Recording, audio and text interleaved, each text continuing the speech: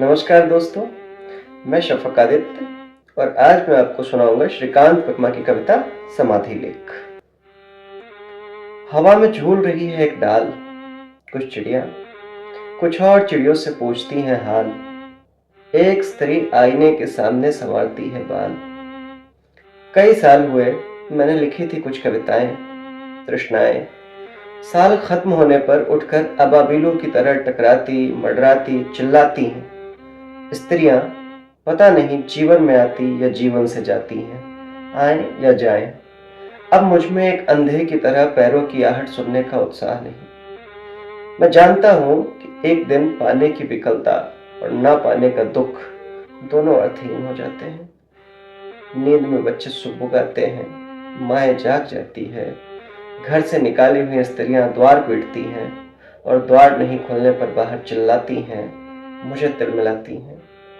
मेरी विफलताएं घर के दरवाजे पर हमारी मांग पूरी करो नारा लगाती हैं। मैं उठता हूँ और उठकर खिड़कियां, दरवाजे और कमीज के बटन बंद कर लेता हूँ और फुर्ती के साथ एक कागज पर लिखता हूँ, मैं अपनी विफलताओं का प्रणेता हूँ।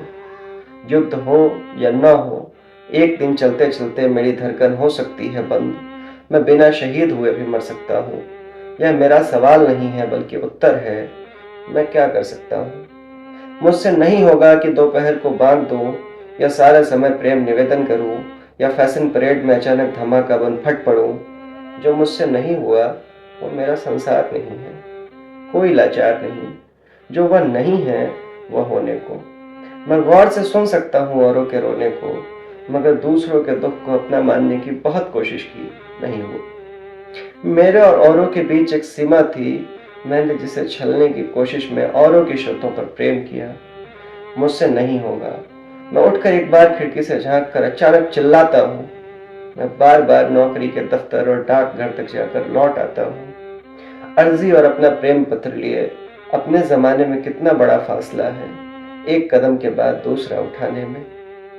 मगर मैंने कोई फासला नहीं, केवल अपने को तय नहीं, झूठ नहीं बोलूंगा, क्षय किया। मैं अकेला नहीं था, मेरे साथ एक और था जो साथ साथ चलता था और कभी कभी मुझे अपनी जेब में एक गिरे हुए पर्स सा उठाकर रख लेता था। मैं जानता हूँ हर एक की नियति यही है कि कोई और उसे खर्च करे। एक आदमी दूसरे का और दूसरा तीसरे का दहेज है, जिसकी वाणी में आज तेज है। 10 साल बाद वह इस तरह लौट आता है जैसे किसी वेश्या के कोठे से अपने को बुझाकर, गाकर, रिझाकर। वह क्या पाना चाहता था? शायद मैं यहीं ठीक इसी जगह आना चाहता था। बाहर समुद्र है, ताड़ है, आड़ है। मैं जानता हूँ अपने को बिछाकर हर आदमी प्रतीक्षा कर रहा है।